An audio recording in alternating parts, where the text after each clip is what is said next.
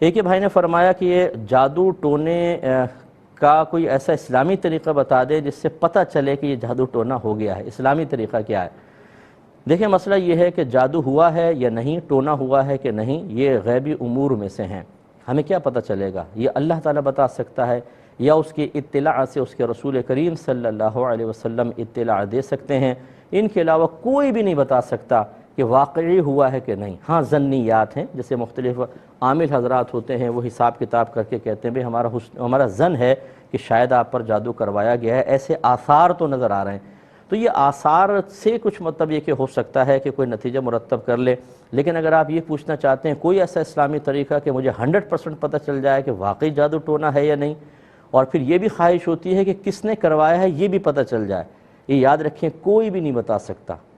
اب نبی رسول تو آئیں گے نہیں، کوئی بھی نہیں بتا سکتا اپنے کام میں کتنا ہی ماہر کیوں نہ ہو، بلکہ جو دعویٰ کرے کہ میں بتا سکتا ہوں وہ جھوٹا ہوگا، اس سے کبھی علاج مت کروائیے گا، وہ پکا جھوٹا ہے۔ جو اچھے عاملین ہوں گے وہ یہی کہیں گے بھی میرے علم کے مطابق تو ایسا ہے، باقی اصل حالت تو اللہ تعالیٰ جانتا ہے، یعنی ظاہری طور پہ ہمیں ایسا لگ رہا ہے، اور پھر احتیاطاً علاج بھی کروانے میں حرج نہیں ہے، لیکن ہم کسی کی اطلاع کو سب سے پہلے یقین کے درجے پہ لاتے ہیں، جیسے 100% معاذ اللہ وحی نازل ہو گئی ہے، اور اس کے بعد اس پر عمل کی بنیاد بھی رکھتے ہیں کہ مثلا اگر اس نے اشارہ کر دیا پھپھی، خالہ، تایا، بس ساری زندگی ان کا بیک آؤٹ ہو گیا، ان سے ملاقات نہیں کرنی۔ ارے بھائی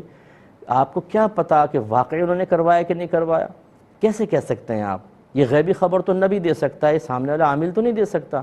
تو اس لیے جو غلط قسم کے عامل ہوتے ہیں جن کا مقصود صرف جیب سے پیسہ نکلوانا ہوتا ہے، وہ ایسی شورٹی کے ساتھ ذکر کرتے ہیں تم پہ جادو ہے، فقیر کو بڑا تجربہ ہے جی، جادو ہے آپ پر، اور یہ تک بتا سکتا ہوں ددیال کی طرف سے ہے، اور یہ بتا دوں گا کہ عورت نے کیا ہے، اور یہ بتا دوں گا چھوٹے قد کی ہے۔ اب ڈھونڈتے رہو پورے خاندان میں چھوٹے قد کی، وہ پھپھی بھی ہو سکتی ہے، وہ خالہ بھی ہو سکتی ہے، وہ پھپھی یا اور کوئی مطلب یہ کہ چچی وغیرہ، اور بس گئی وہ تو کام سے۔ یہ غلط طریقہ کار ہے، اس لیے یہ جاننے کی کوشش نہ کریں کہ کس نے جادو کروایا ہے۔ اگر کوئی ظاہری علامت بتاتا بھی اس کا علاج کروا لیں، اس میں حرج نہیں ہے، لیکن کسی کے پیچھے نہ لگے۔ ایک مختصر ایک ہی کویسچن کیا ابھی کہ لے لیتے ہیں۔ یہ بھائی نے فرمایا کسی نے کہ حرام ہڈی کے اوپر کوئی جادو ٹونا کروایا اور لوگوں کو پتہ چل گیا، کوئی رشتہ دار یا دوست ہے، تو اب اس سے تعلق رکھنا کیسا ہے؟ دیکھیں جو اعلانیہ طور پہ جادو ٹونا وغیرہ کر رہا ہو،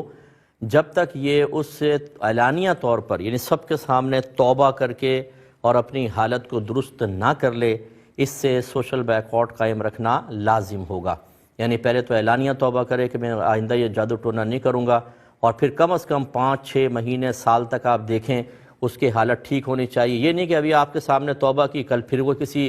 جادو کر کے سامنے جا کر بیٹھا ہو۔ اتنی جلدی اعتماد نہیں کیا جاتا ایسے لوگوں پر، کیونکہ جادو ٹونا یاد رکھیں جو کروایا جاتا ہے یہ کفر ہے، کیونکہ اس میں کلمات کفر و شرک لازم ہے، اس میں گندگیوں میں جادوگر انوالو ہوتا ہے، تب کہیں جا کے گندے شیاطین اس کے ساتھ مدد کرتے ہیں اور پھر خراب کام ہوتے ہیں۔ تو لہٰذا ایسا شخص دائرہ اسلام سے خارج ہوتا ہے۔ اب اگر وہ توبہ کرتا ہے تو یوں نہیں کہ فوراً ہم توبہ اس کی مان لیں، ٹھیک ہے توبہ کی، اللہ تعالیٰ اگر یہ ہو سکتا ہے ابھی مر جائے تو اللہ تعالیٰ اس کو بخش بھی دے، لیکن جو مسلمانوں پہ واجب ہے وہ یہ کہ اس میں اصلاح کے آثار دیکھیں، اور اس کے لیے تقریباً 1 سال تک انتظار کرنا چاہیے۔ بس رسمی طور پر ہائے ہولو کریں، اپنی خوشی غمی میں اس کو نہ بلائیں، نہ اس کے ادھر جائیں، تاکہ اس کو 1 سال میں اچھی طرح احساس ہو کہ یہ میں نے کیا کر دیا تھا۔ اس کے بعد پھر آپ بالکل جب وہ دیکھیں کہ ہاں اصلاح کے آثار بالکل کامل ہو چکے ہیں اور وہ ایسے کسی غلط قسم کی ایکٹیویٹیز میں دوبارہ انوالو نہیں ہوا، تو پھر آپ بالکل اس کے ساتھ میل جول رکھ سکتے ہیں۔ ایک انہوں نے پوچھا، بہن نے پوچھا تھا کہ یہ جو ہم میسیجز چلاتے ہیں جمعہ کے مبارکباد کا میسیج، یہ کہتے ہیں جی درود پڑھیں اتنا آپ کو ثواب ملے گا، یا جمعے کا درود وغیرہ اس طرح کے بھیجتے ہیں، تو کسی نے کہا ہے کہ یہ بدعت ہے، اس کو اس طرح نہ عام کیا جائے۔ دیکھیں بعض طریقے ایسے ہوتے ہیں کہ جو سابقہ دور میں موجود نہیں تھے، یا بعض اعمال و افعال ایسے ہیں کہ جو جدید دور کی پیداوار ہیں، لیکن وہ مطلب اس اعتبار سے کہ وہ بعد میں پیدا ہوئے ان کو بدعت کہا جاتا ہے، لیکن اگر وہ قرآن و حدیث کی تعلیمات کے خلاف نہ ہوں تو پھر ان کو بدعت قبیحہ نہیں کہیں گے، بدعت ضالہ نہیں کہیں گے، بلکہ وہ بدعت حسنہ یا بدعت مباحہ میں آتے ہیں۔ بدعت حسنہ کا مطلب کوئی نیا کام آپ ایسا پیدا کر لیں کہ جو پہلے اس کا کوئی حکم نہیں ہے، نہ اس کے بارے میں سرکار صلی اللہ علیہ وسلم نے کوئی تلقین کی، نہ خود کیا، لیکن وہ دین کے لیے فائدہ مند ہے، اس میں کوئی فائدہ ہے، تو وہ بدعت حسنہ کہلاتی ہے، یعنی اچھی بدعت ہے، اس کا ثواب ملے گا۔ اور اگر کوئی نیا آپ کام ایجاد کر لیتے ہیں جو قرآن و حدیث کے خلاف نہیں لیکن کوئی اس پہ نیکی کا تعلق نہیں ہے، اسے بدعت مباحہ کہتے ہیں، نہ اس پہ گناہ نہ ثواب۔ تو دنیاوی جتنی بھی ایجادات ہیں جو نئے نئے دیکھیں صوفہ سیٹ ہیں، سواریاں وغیرہ ہیں، یہ بدعت مباحہ ہیں۔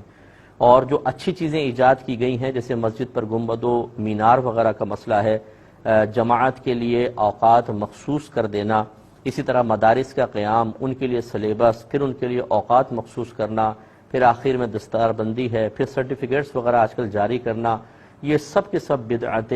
حسنہ میں شمار ہوتی ہیں کہ یہ نئے کام ہیں، سرکار کے دور میں نہیں تھے، نہ سرکار نے ان کا حکم دیا، لیکن ان میں چونکہ اچھائی کا پہلو ہے، دین کی تقویت اور ترقی کا پہلو ہے، لہٰذا یہ اچھی بدعتیں ہیں تو ان کو بدعت حسنہ کہیں گے، اس پہ ثواب ملے گا۔ اور ایک ہوتی ہے بدعت قبیحہ یا بدعت سیئہ، وہ ہوتی ہے جو قرآن و حدیث کے بالکل خلاف ہو، کسی عقیدے کے خلاف ہے، قرآن حدیث کی تعلیم کے خلاف ہے، وہ بری بدعت ہوتی ہے، جیسے نیا عقیدہ ایجاد کر لینا یا کوئی گناہ کی چیزیں ایجاد کر لینا، یہ ہے بدعت سیئہ۔ تو ابھی جو جمعہ کی مبارکباد دینا اور درود مبارک کی تلقین کرنا، یہ زیادہ سے زیادہ بدعت مباحہ میں آئے گا، گناہ نہیں ہے۔ جو اس کو بدعت سیئہ کہے وہ خود گناہگار ہوگا۔ امید ہے کہ آپ بات سمجھ گئے ہوں گے۔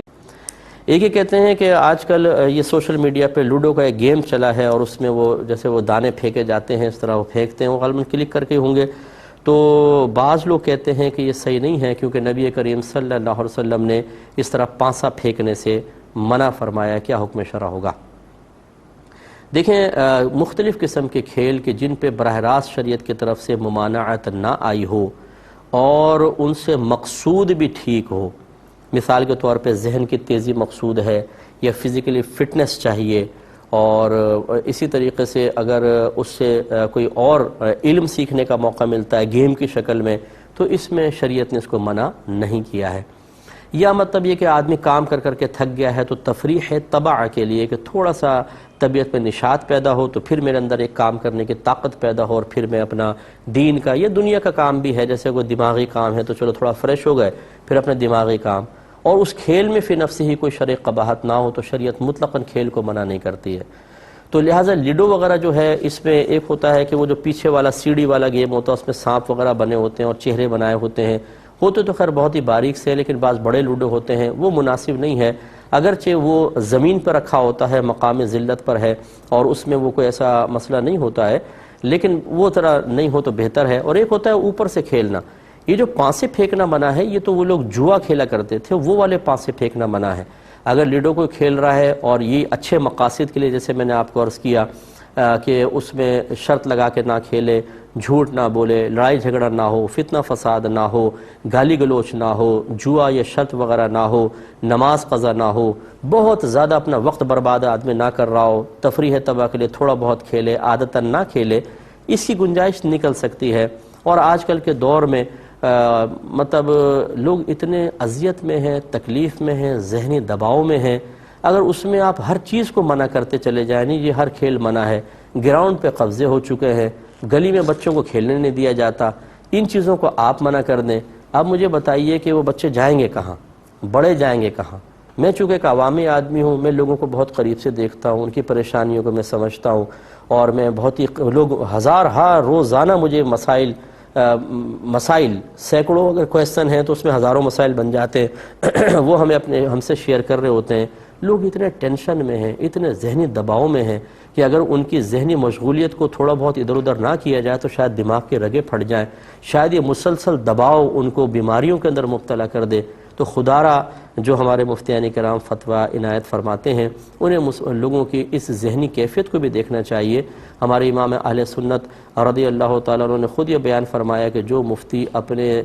زمانے کے عرف اور لوگوں کی طبیعتوں اور عادات سے ناواقف ہو، وہ فتویٰ دینے میں ضرور جاہل ہے۔ اس لیے ہمیں سمجھنا چاہیے کہ یہ جو ذہنی اذیتیں ٹینشنز ہوتے ہیں، اس کو ریموو کرنے کے لیے، اس کو محو کرنے کے لیے ہم اگرچہ اولاً یہ تعلیم دیں گے کہ آپ قرآن پڑھیں، تفسیر پڑھیں، حدیث پڑھیں، نعتیں سنیں، علماء کی صحبت میں آئیں، لیکن ہر ایک آپ کی اس انسٹرکشنز کو فالو نہیں کرتا ہے، اور بہت سے ایسے ہوتے ہیں جو مذہب سے بہت دور ہیں، ان کے لیے پھر کم از کم اس طرح کی مباح چیزوں کی اجازت دینا انہیں ایک بڑے ضرر اور شر سے محفوظ رکھنے کے لیے میرے خیال میں اس کی گنجائش نکلتی ہے، جبکہ میں واضح کر چکا ہوں کہ فی نفس ہی ان کے اوپر ممانعت شرع وارد نہیں ہے۔ وہ پانسے پھینکنا جو منع ہے وہ جوئے کے لیے پھینکنا منع تھے، نہ کہ مطلقاً۔